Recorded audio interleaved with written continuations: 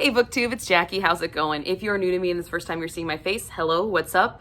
Welcome to my home. I sit on my floor and I talk about books. So I hope that's why you're here, because that's what's going to be happening. If you are not new to me, thank you for always tuning in and the continued support. I really do appreciate it. So today for you, as you can see from the title of this video, I have a series review. I've never done one of these before, but this series in particular, Wicked Doms, as you can see displayed here on my shelf. My nice little Vanna White moment for the video. Here you go, guys. You've had it. There you go. This thing lives rent-free in my head. I gush about this thing. I talk about this thing. I drop it in conversations. I suggest it to a lot of my friends. And I just want to talk about my boys, okay? I just really want to talk about them. So I thought, let's do it. What the hell? So without further ado, grab yourself a drink, have yourself a seat, and let's get talking. Let's get talking about my boys. Okay. All right. So, like I said, I have never done one of these before. So I did create an outline to try to keep me on track with my thoughts. So if I do stumble, please forgive me, guys. I'm still really new at the reviewing process, and I really wanted to gush about these books, but I didn't want to do them individually with each other because they work so well together. And well, they're my men. So I have created a list of points that I want to touch on, and I will be referencing my laptop over here just to keep myself straight. So please keep that in mind. So Wicked Doms. This is by Jane Henry, and it was released, the entirety of the series was completed and released in 2019, with the first installment being The Bratsvilles Baby, which follows Casimir and Sadie, and that was in February 2019. And then we move over to The Bratsvilles Bride with Demian and Larissa in June of 2019. And then we have Maxim's story in August of 2019, and this is Maxim and Alina's story. All three of these are linked together. You cannot read them individually of each other. You could try, but I don't recommend that at all. So they are very much a linked series. And there are multiple triggers in these books. So I want to preface before I get into any discussion, some of the triggers that you will be hearing me talk about. So you have been warned. Some of the triggers include dubious consent, graphic language and content, oral and penetration to scenes described in great detail on page. There is no fade to blacks in these books, guys. You get to see everything. Multiple BDSM practices with toys, scenarios, lifestyle situations, public humiliation, degradation, submissive behavior, graphic depictions of gang-type violence, among lists of other triggers. Those are just the big ones, and they do hit on others, but not to the degree as those. So you guys have been warned about the triggers involved with these books, but despite all these triggers, I still think these are extremely well written. They're very entertaining, they're very steamy, they're very sexy, and I love them. I love them so much. I just do. So my first point is how I got turned on to this series.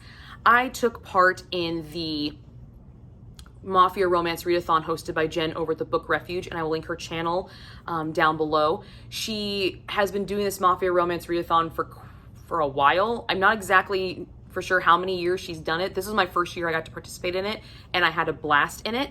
And one of the options on the bingo board was Bratsvilles Mafia. And seeing that I had not really read any Mafia romance prior to this, I went on Audible and found a free Bratsvilles Mafia book, and it was Bratsvilles Baby, which is Casimir right here. And I listened to it, and I just went down the fucking rabbit hole, guys. I just jumped right in. Both feet first, go for it. Dived in. So head first. Sorry. I'm not a swimmer, guys. All right. Excuse me. So I just dived in, loved every single second of it. And that's how I got introduced to this entire series, because I had such a good time with this one. I immediately went into this one, and these two were completed during the Mafia Romance Readathon, and obviously I had to complete the series, so I got this one and I finished it that month. So I finished all three in the month of May, and it was excellent. I just loved it. And I loved it so much that I bought all 3 on physical copy because I actually listened to every single one of these on audio. Which brings me to my first real point of discussion of this series. Yes, I listened to all of these on audio, so I'm going to be talking about the narration. The narrator for all 3 of these books was Gwen Ross. And this was my first experience with him, and it will not be my last. That man was fucking amazing. His voice, holy shit. Oh my God. Before I forget to say this, he narrated the entirety of Bratsvilles Baby. When it got to Bratsvilles Bride and Bratsvilles Captive, it became a dual narration with Gwen Ross and Kay Kennicott as the female protagonist in the book. But Gwen Ross only did Bratsvilles Baby himself, and he did fantastic on both sides. Let me tell you, so I'm sitting at work, because I'm allowed to listen to books at work, because I sit at a desk and I work on a computer. And I hit play, and this man's the deepest voice I have ever heard, with this just beautiful Russian, I don't even know how to fucking describe his voice. All I know is that when I heard it, I did this. And I got goosebumps. And I stopped it, and I took my earbud out, and I said to my coworker, you need to listen to this man's voice. And she did the same thing. I knew right then and there that I was going to love at least this narrator. I loved his voice from literally the first note. It is so deep. It is so guttural. It is so raspy. And when he said the lines like, you're a good girl, or, oh, just the good girl part, I lost it on that one, okay? I pretty much lost it every time he fucking said that. He just did a phenomenal job, which I really, really believe lent to the success of the series with me. So I highly recommend the audiobooks. I cannot speak for reading the books by themselves without the audio, so I do not know what their punch and style is going to be for that. But for me, man, Gwen Ross fucking nailed it with this series. When he had to change his voice for inflection and expression, it was stunning. It was seamless. It was just beautiful. It was the most beautiful sound I've heard come out of a person's mouth that wasn't singing. It was just stunning. I was so enamored with his voice. And then when I got to Bratsvilles Bride with Kay Kennicott, that duo that was fucking beautiful. I didn't think it could get better, and it did, like 10 times better, because Kay Kennicott has this, at least the voice that she used, I don't know if this is what her real voice sounds like, but the voice she used for the characters, it's so smooth and so buttery, but yet if you listen hard enough, you hear this like tinge of despair and defeat in it, which lends itself to both of the female characters that she was reading for, and it was stunning, guys. It was stunning. These guys fucking nailed these books. Nailed them. These are Bratsva Mafia, so that is the Russian Mafia. So Gwen Ross did use a Russian accent, and I'm not a professional on accents, but I thought it was really fucking good. It turned me on, and it made me have goose pimples and do other things, so I had zero problem with that Russian accent. Zero. And I thought it was lovely.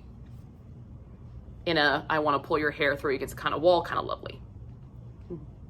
It was great. It was fantastic. Overall, this narration was extremely sexy. It was strong. It was confident. You can tell that these narrators really busted their asses on this, that they didn't just phone it in, lack of a better word, but they really took their time with it. And some of the really more intense sexual scenes, man, just beautiful. It was stunning. I was a huge fan of it, and I actually have picked up some other audiobooks just because Wen Ross and Kay Kennicott are narrating it. Like, I didn't even read the synopsis of the book. I just picked it up because they're narrating it. And it's fantastic. I just definitely lent itself to the success of the series for me. I do plan on rereading this series in physical format to see if it has the same punch, but I feel like I'm just going to keep hearing Wen Ross's voice in my head over and over and over again, because why the fuck not? But yes, narration was on point for this book. Fantastic. Definitely made me a fan of not only the narrators, but helped solidify this as pretty much one of my favorite Mafia series, but it is also my first Mafia series. So do take that into consideration. But I still, it was, And the best part is in each installment, he gives each of the men a different voice. So because we meet all three of them in each installment, they all appear in each other's installments. And I can tell who he's impersonating without even knowing if it's Casimir or Damien or Maxim, because he changes his voice so well and is so fitting for the character and the character's description. I mean, it was just on point. It was stunning. 5 stars for the narration. 5 stars. Okay. So let me break down some synopses of these books.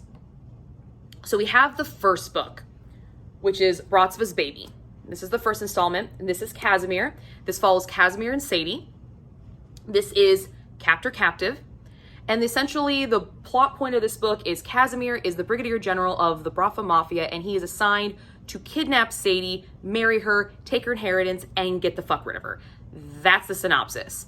He goes to do just that, but he wants to do it in a slow, seductive kind of way because Sadie is a virgin who loves historical romance novels.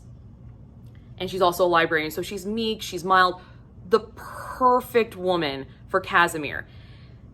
And the benefit to this one is he has trained women before, but he always has to give them up. This one, he'll get to keep until he's done with her. He is supposed to get rid of her, but get rid of her in the way that she's just seen and not heard of again. But he can still keep her around. He can train her as long as he wants. But something happens and he has to force the training to go faster. So he drugs her, puts her on a plane, and takes her to their compound in Russia where they begin her training. Sadie, who is very, very soft-spoken, very, very quiet, we learn has a little bit of a past. She hasn't had the easiest life. So the training doesn't go as smoothly as Casimir thought it was going to go. It actually becomes more of a challenge for him, which he just rises and meets. And every time he rises, she rises. She rises, he rises. It is a very smooth, steady climb like that. It is fantastic. But Casimir's main goal is he wants full and total subjugation of Sadie. He wants the subservient, slave, master, sir. That's what he wants. And that is what he's training her to do. Now, Bratsvilles Bride, let me just grab Damien here. This is Damien. Bratsvilles Bride is Damien and Larissa's story. But in the beginning, it's Damien and Kalina's story because there's a twist in this one. We have a set of twin girls. Kalina, who is in a mental institution because she was in a car accident when she was younger, and she's not okay to be out on her own, but she still has a lot of motor function and mental function. She's actually very, very smart. She finds a way of actually stealing money from the Bratsva. Damien finds out about it and gets pissed off. Well, Larissa, who is Kalina's twin sister that nobody knows about because she was the one that apparently died in the accident, learns what Kalina has done and switches her places because she doesn't think her sister can live through the torture and what they're going to put her through. So when Damien comes to collect Kalina, he is actually collecting Larissa, playing Galina. And then it turns into the story of you are going to pay off your debt by servicing me. And that's where our captor-captive romance starts with this couple.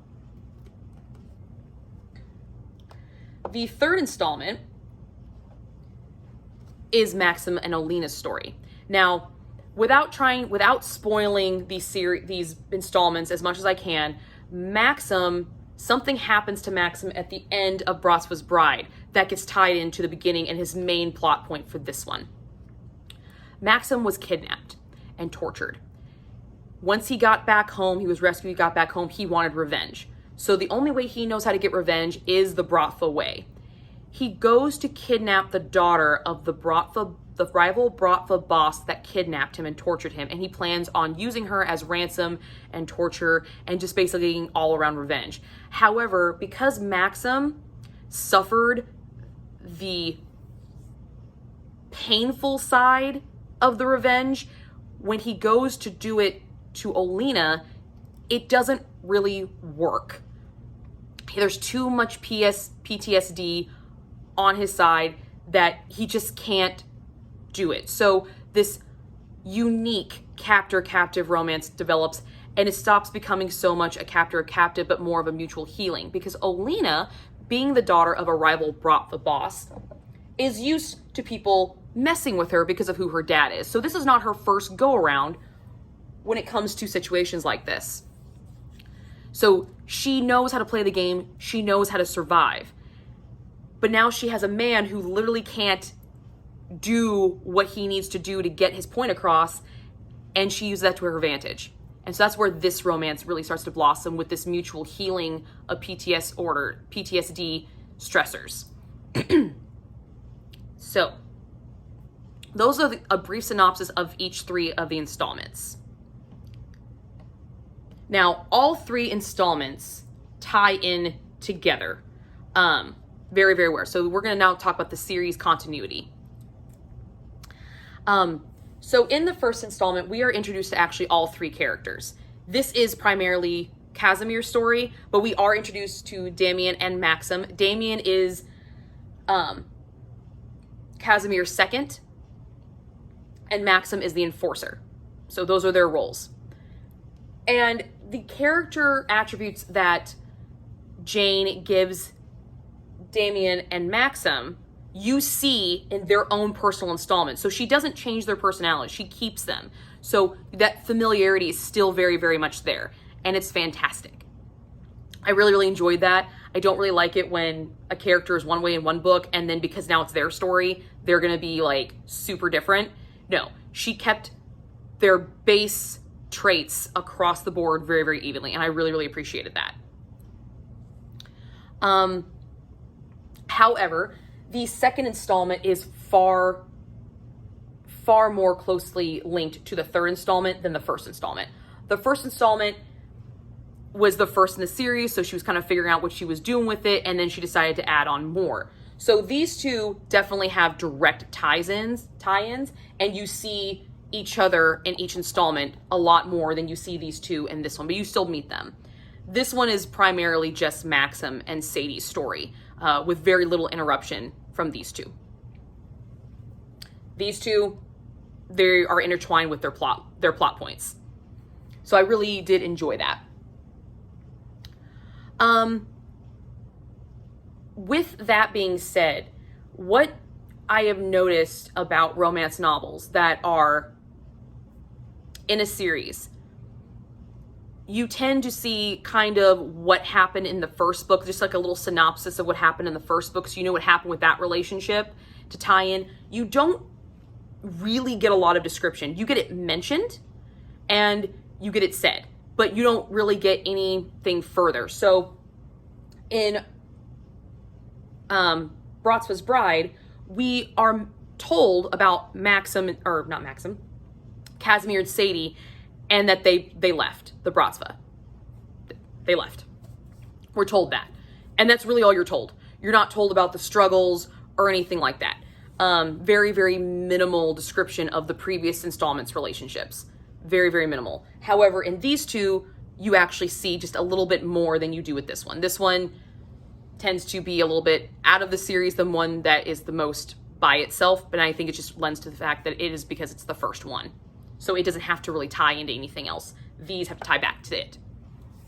So that is why I don't recommend reading these out of order, because even though you don't get a lot of the buildup of the previous relationship, you still need to kind of know what's going on, because the way it's written, if you were to read Bratsvilles Bride, yeah, you would assume that there's a book prior to it. The way it's written is it basically reads as if there was a book previous to it, And that's just never a fun time to realize that you read the thing out of order. I don't know if you guys have ever accidentally read a series out of order, but once you realize that you did, that kind of sucks. You're like, damn it. Did I spoil myself for anything? Shit. So I definitely recommend not reading these out of order. And besides, why would you want to? I mean, seriously. Don't read them out of order. That's just a big no. Don't read them out of order. Bad idea. All right. Now for the really fun element of this review. This is the adult content section. All right. So, all 3 of these books. The series is called Wicked Doms. I think you can figure out the kink, the lifestyle, the adult content area, the subject material of what this series is actually going to entail. These are BDSM books. All right, straight up BDSM. All right. Now, for those of you who are familiar with BDSM, awesome. For those of you who are not, I'm going to give you a very, very, very bare bones description of what BDSM is. BDSM is a lot of things. It's a multi-layer lifestyle. It is not just something you do, it's something that you are, okay? But for those of you who are not familiar with it, I'm going to give you just a very brief description of some common terms. So for all of you BDSM babies, if I am wrong, please correct me, because I do not want to spew incorrect information. I've tried to do my research to the best of my ability and to educate people the right way. But yes, this is a BDSM book, so I'm going to talk about it. All right, so BDSM, a lot of people think just stands for bondage and sadomasochism. When people think of BDSM, that's the immediately they think of. That's not actually what it stands for. BDSM stands for bondage, discipline, dominance/submission, and sadomasochism. Bondage is the restricting a partner's freedom of movement with ropes, handcuffs, and any other restraint types. Okay, so if you're more of a rope bunny, or if you're more of chains, cuffs, what have you, latex, anything that binds the person, okay, prevents their physical movement. Discipline is the agreed upon rules and punishments for a dominant partner to exert control over their submissive partner. Okay? Dominance. The act of showing dominance over a physical partner either during sex or outside the bedroom. When I said that this is a lifestyle, it's not just something that happens in the bedroom, this is a lifestyle. It is. This dominance area carries out into the world with cues, with silent movement, with hands on the lower back, with eyes, with snaps, just depending on the agreement of the two parties involved. It can be a plethora of things. It could be a joke. It's whatever works for those two people, but it carries outside the bedroom and into your everyday life. That's where this dominance level comes in. And on this other side of the coin is submission. The act of showing submission to the dominant partner's actions and wishes inside and outside of the bedroom. So this is just the adverse of the dominant. This is acknowledging the cues and signals and listening to them, or choosing to not listen to them, knowing there are consequences involved because you have agreed upon them ahead of time. Sadomasochism. The pleasure or sexual gratification that a partner may feel from either inflicting pain, that's the sadism half, or receiving pain, that's the masochism half, in either physical or emotional. Okay? So those are very brief descriptions and definitions of the words that make up the BDSM. It is not all encompassing. That is not all encompassing. I am not an expert in this.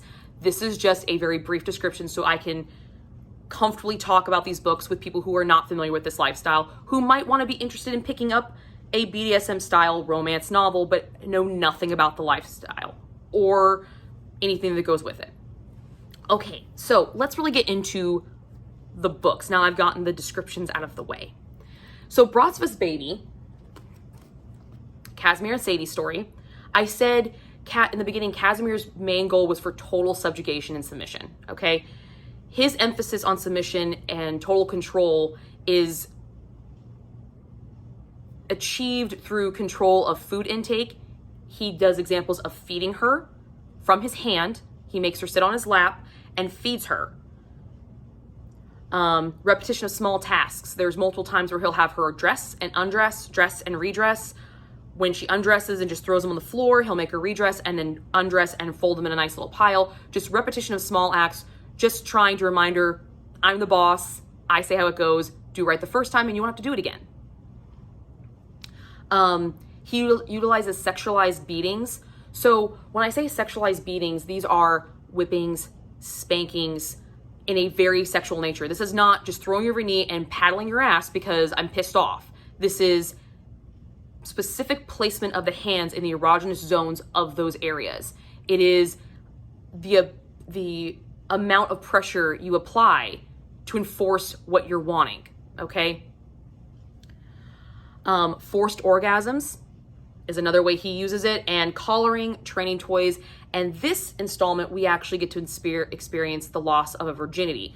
Sadie is a virgin and her first sexual encounter is with Casimir, and it's a very well done, beautiful scene. It is not tasteless. It is not degrading. The way he is with her is so nice. He's checking in with her. He's talking with her. He's making sure she's okay. She is his captive. He has full power and she knows it, but he is still holding back and allowing her to experience this at her own pace and her own rate because it is her first time. So that was when I started to really fall in love with Casimir, because he did that. He knew he could just take it whenever he wanted, but he didn't. He let her savor it and he savored it with her. And it was just a stunning scene. It was so good. Oh, it was one of my favorites. It was one of my favorites. It's also one of the steamiest scenes in this book. I loved it. I loved it. Okay, so the Bratsvilles Bride. This gets a little bit more dark, I guess, lack of a better word. Damien is a self-proclaimed sadist. So, if you go back to my definitions, he is the person who experiences pleasure and sexual gratification from inflicting said pain, okay? And that's what he does. He does multiple whippings and multiple beatings, but again, they're all sexualized in nature.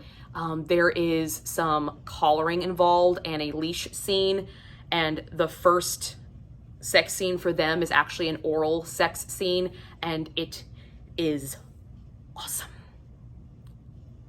Holy shit, it was so good.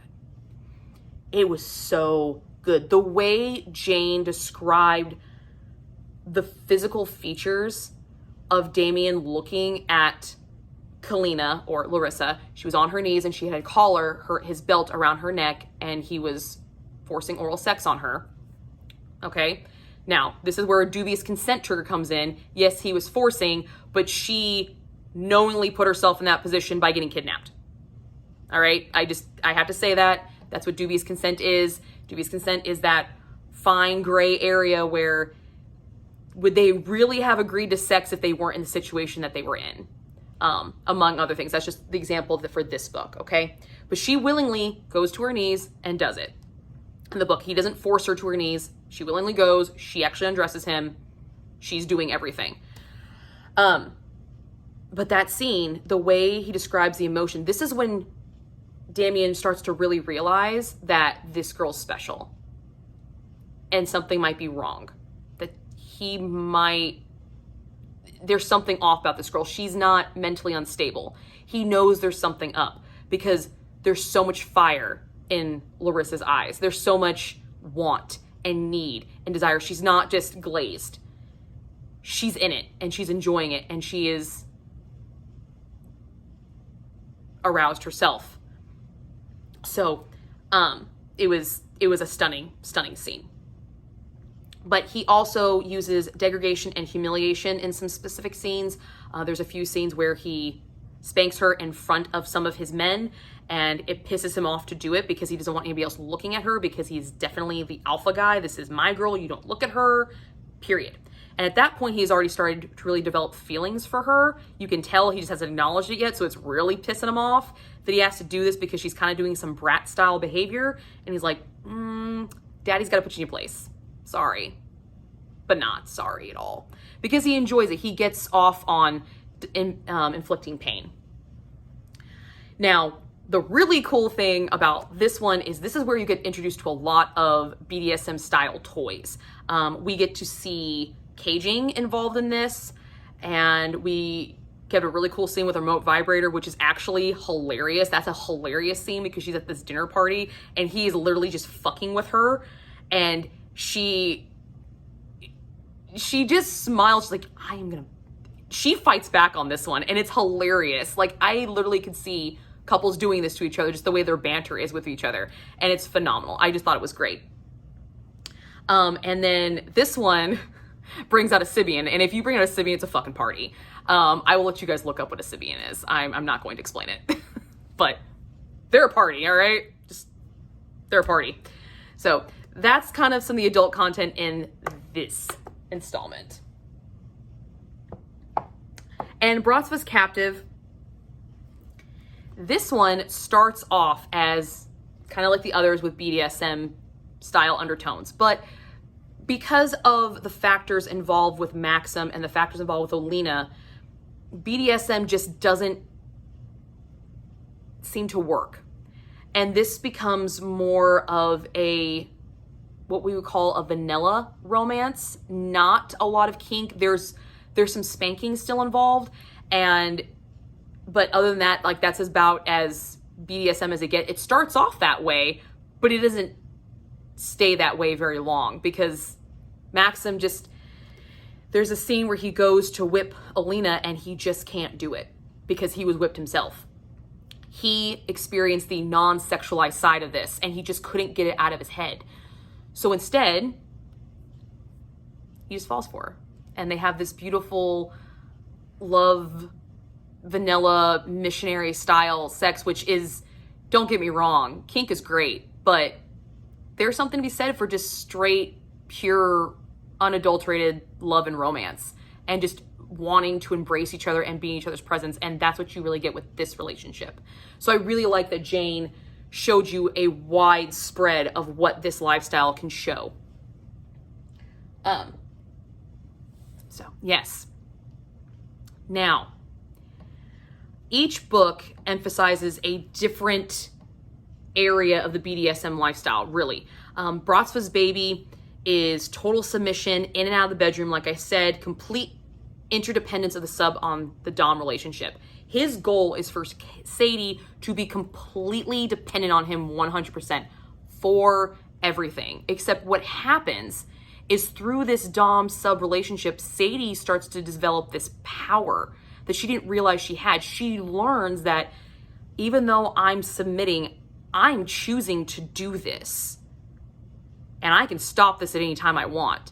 At a point in the book, this captive romance goes away. And it becomes just a romance between these two people.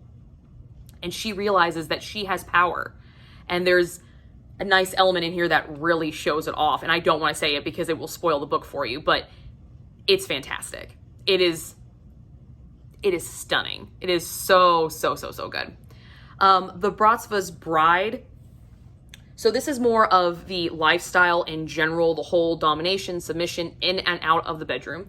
The Bratsvilles Bride is more on toys and techniques and just super sexy fun times, essentially. But also it demonstrates the darker side of what BDSM can be, the side that people automatically think. And I like the fact that Jane showed the lifestyle and the darkness of it because it is a dark area. It is, I hate using this word taboo. I fucking hate using it describing BDSM because it's not taboo. It's been around for hundreds of years, okay? It has been.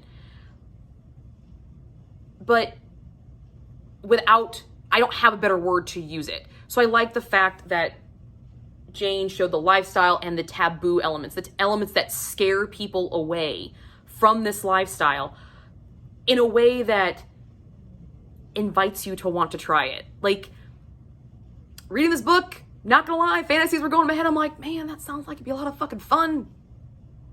And I would look up at my husband and like, I'm gonna save this one. I might ask for that later.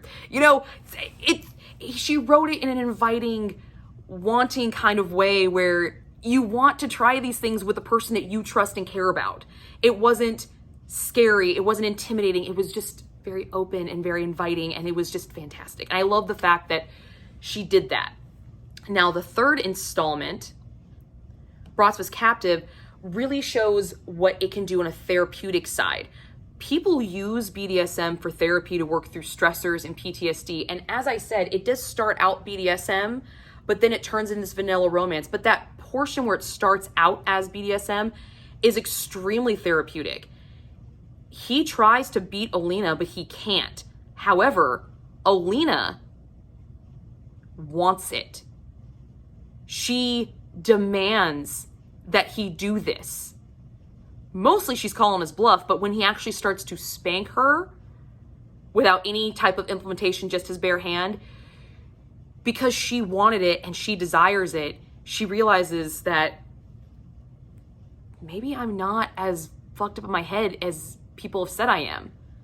You know, maybe everything I've gone through, I am controlling the punishments now. I'm not a victim. I am choosing to put myself in a situation and I am in control of it. And she asks it to stop and he stops. He respects it.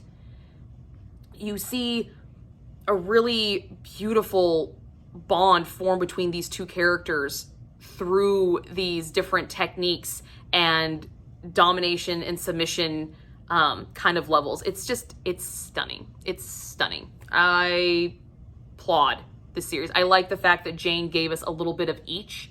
Now, there are other areas to this lifestyle for sure. Don't get me wrong. This is just a little microcosm of this big, huge fucking galaxy that is the BDSM world. But I think she did a really good job. I really do. I think she did. All right. Now, since we talked about the adult content, let's talk about what actually worked in these books for me, because, yeah, there's a lot that worked. So, all three of these books demonstrate alpha men. And if you like alpha men, these are your guys, okay? I don't really know how to describe each one of these because they're just, if you like alpha men, you're gonna fucking like these guys, all right? You're just gonna like them. Do you want the guy who is alpha all the time? The guy who is alpha in the bedroom, but acknowledges that you have your own strengths and your own intellectual properties and you can utilize them and he will be okay with it as long as you still call him daddy at the end of the night? Or do you want the alpha guy who's so alpha that he knows when he needs to acknowledge his emotions and talk about them and open up, and at the same time know that it doesn't make him weak, it doesn't make him inferior, it makes him stronger because he is completely cool with talking about how he feels and how you pissed him off and how you hurt his feelings by making fun of him. But at the same time, he can still throw you against a wall and rock your socks off. Like, which alpha guy do you want? Because they're all here. They're all here. And it's awesome. You tell me in the comments below which one you want. You want the guy who's completely, totally in charge? And you don't have to think about a thing and he takes care of you all the time? The guy who's totally in charge in the bedroom but will let you be your own independent self outside as long as when you come home you remember who's boss? Or the guy who is so alpha that he says, yeah, I cry. What you gonna fucking do about it, asshole? Yeah, I take care of my woman. Wanna know why? Because that's what real men do. And then I make her take care of me. You tell me which one you guys want. Casimir, Damien, or Maxim? Let me know. All right. So, I gotta talk about the cover models of these books. I gotta talk about them, okay? I don't know who these guys are. I have actually researched trying to find out the names of these cover models. So if you guys know, let me know because I have been looking. Casimir, I mean, look at the eyes on this guy. Come the fuck on. How are you not weak in the knees with this one?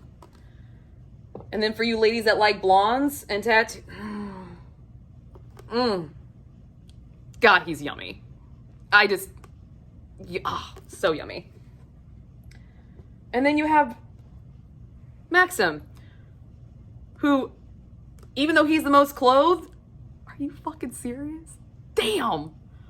Oh, Yes, please. I believe the cover models definitely lend to the success of the series for me as well, because these actually sit on my shelf on display like this in my house because I like looking at them, because they're beautiful. These men are beautiful, and I would like to applaud them. So whoever you guys are, I don't know if you'll ever see this, you are stunning and fantastic, and keep up the good work because you make me very, very happy. All right. Another aspect that worked in these books for me is the character developments of the relationships. So every single male does eventually grow from their original perspective.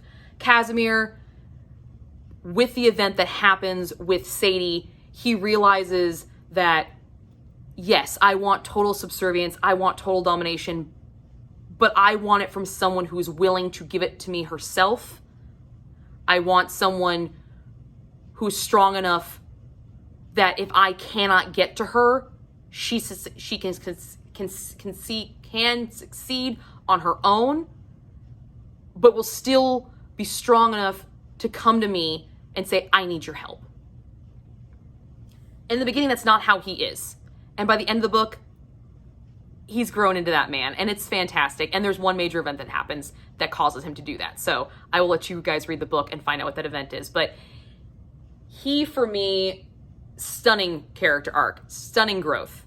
Loved it. Damien's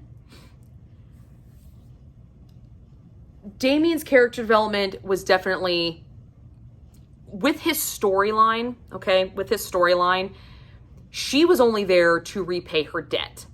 Okay, that was what her service was. You are literally going to service me until your debt is paid off. But through that, he learns that she has her own skill set. And because she stole money, her sister stole money. So he finally gets a bug up his ass and asks her how she did it. And he finds out that she's fucking brilliant.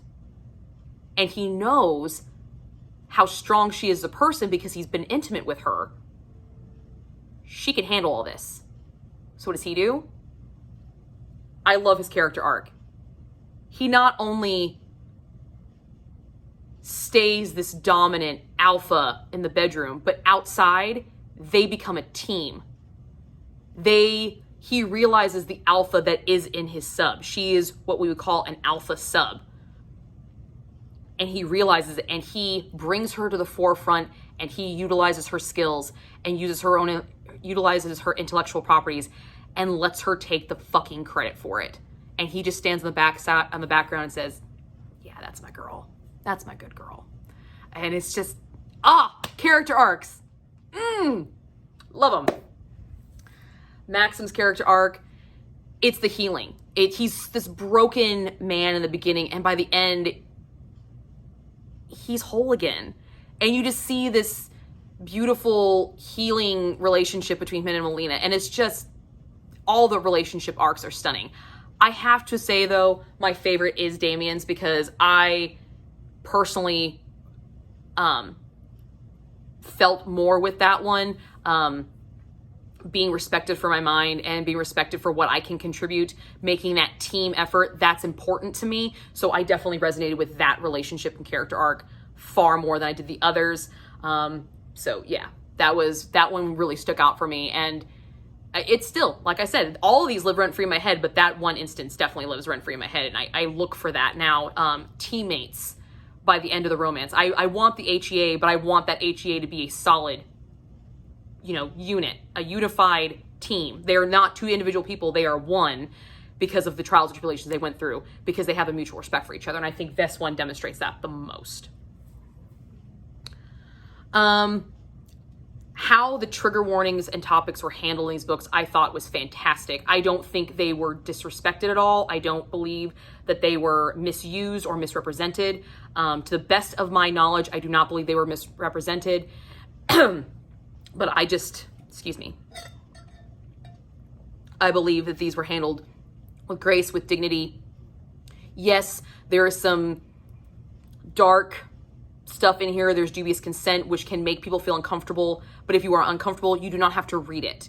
If you are comfortable reading this kind of stuff, I believe that Jane Henry did a fantastic job displaying these elements, giving you a pretty good base, and I mean base, I mean like bare bones level knowledge of what some of these things were. She was not just saying, this is happening, and figure it out your fucking self. She explained. She worked through things. When toys came in, she described what they looked like, so you had an idea if you'd never even heard of it. So I think she did a fantastic job with a lot of these elements. The emotions she put behind when these triggers were happening, they were, I believe, emotions that would actually exist in real life scenarios: fear, anger, concern, arousal, that is not your own doing. It's just your body's reaction. She does have some reactional arousals in this, which I thought was very, very cool that she admitted to, because in situations like that, men and women cannot control a physical bodily response. All we can control is our mind. Our bodies will respond how they are being reacted to. Our bodies are reacting. And if you're touching an erogenous zone, our bodies are trained to become aroused, or even though our minds do not want it. And I like the fact that that was brought to the forefront, because it is something that is not really talked about a lot. And I thought Jane did a fantastic job with it. Fantastic. And again, the narration, fucking 5 stars on the fucking narration, all right? Like, that fucking nailed this book. These books. These books are fantastic, and I guarantee they're probably fantastic if you read them, but I cannot say that for sure.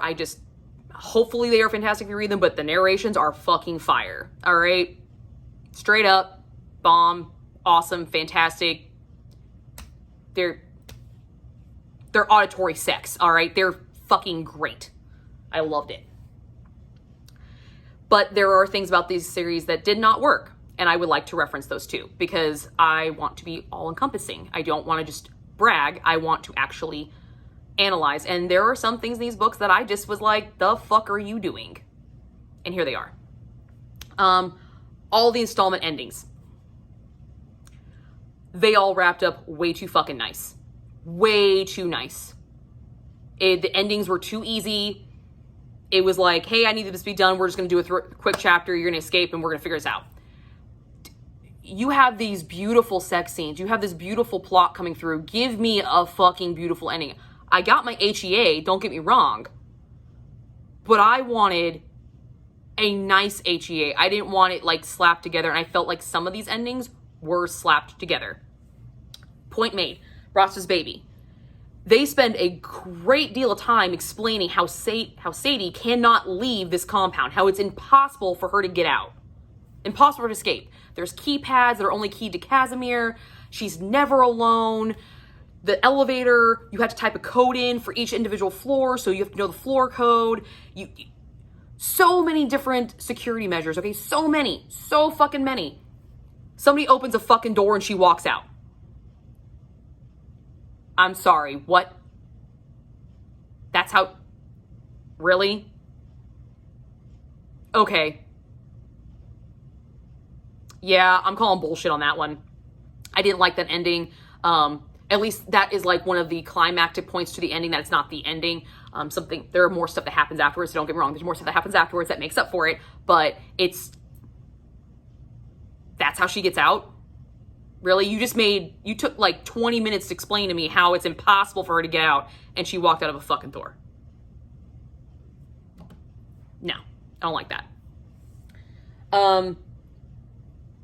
This one's ending, it wasn't as abrupt as this one, but it's still, I believe it could have been fleshed out more. I feel like it was just,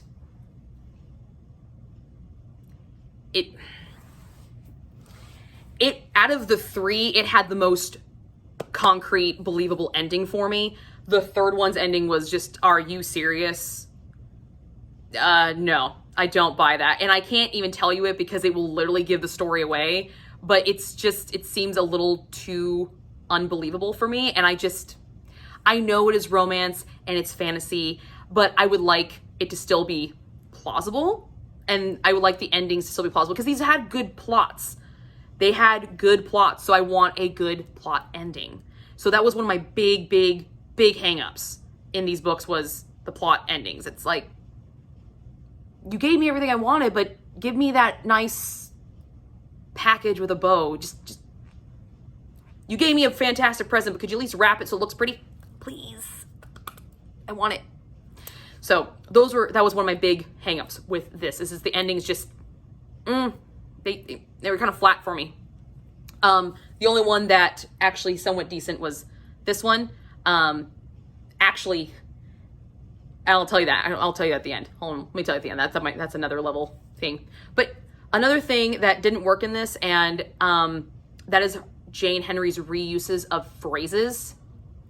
Okay, so Bratsvilles Baby is the only one that didn't really follow this trope, but these two definitely did. There would be times where they would be in their heads, right? Trying to figure out what's going on with their bodies, what's going on with the scene, and just trying to figure out, like, I shouldn't be happy that I'm in a fucking cage, chained to a cage. I should not want this. He's a bad man. He's a bad, bad, bad man. But I love him. I fucking love him. It's that I fucking love him. They would say that over and over in that same scene. You have this great scene, and he would say it, and then he's like, but I love him. I fucking love him. And then they'd say this, but I fucking do. I fucking do. And they would say that, like, I fucking love him, or I fucking love, or I fucking do. Just repetition. Once, fine. Twice, maybe. But this happens throughout the book. This same little, I fucking love him. I fucking love him. That same thing happens multiple times in the book with the exact same words. That got really annoying. Okay? Don't get me wrong. Kate Kennicott saying it, beautiful. When Ross, I fucking do.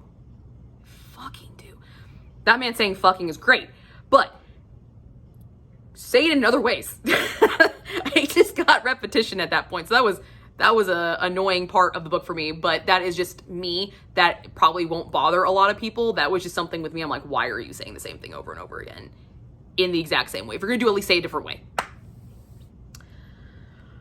All right, and comes to the last portion of my series review, my final thoughts on the Wicked Doms.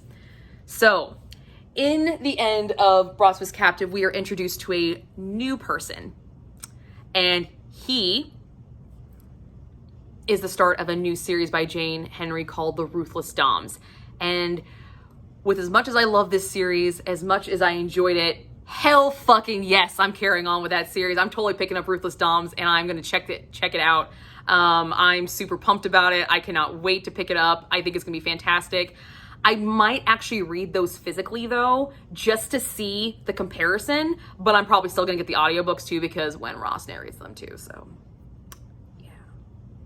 You know. If you know, you know. So yeah, definitely love this series.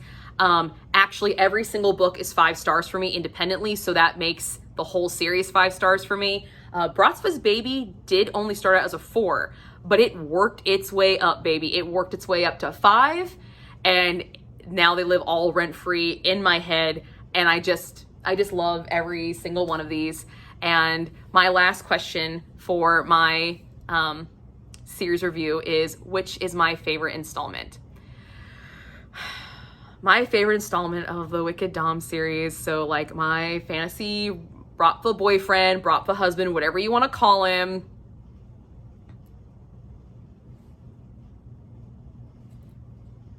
I don't know, it's so hard to pick. I thought by the time I was done with this video I would know, but I don't. Oh, I don't think I can pick. I love them all. Can I just have them all? Is that allowed? It's my fucking fantasy. Yes, it is. I'm gonna have them all. It's my fucking fantasy. Go me. But Casimir does live in my head a lot more rent-free than the other two. I tend to remember him more, so he might be the alpha of my fantasy trio. So yeah, so everybody, that is my review of the Wicked Dom series. If you have any inkling in checking this out, please, for the love of God, go check it out. And for all of those who have any questions about the series, please feel free to ask them down below. I'd be more than willing to help talk about more about them and flesh anything out if anything I said didn't make any sense. But yes, Final words, do not read these out of order. Read them in the order they're supposed to go in, which is bratsvilles baby, bratsvilles bride, bratsvilles captive. Please read them in order. I believe you will lose out on the beauty of the series if you do not do that. And if you read any of these books, please let me know. I would love to know who your favorite is. So that's all I got for you guys today. I will see you guys all soon with another video. Bye.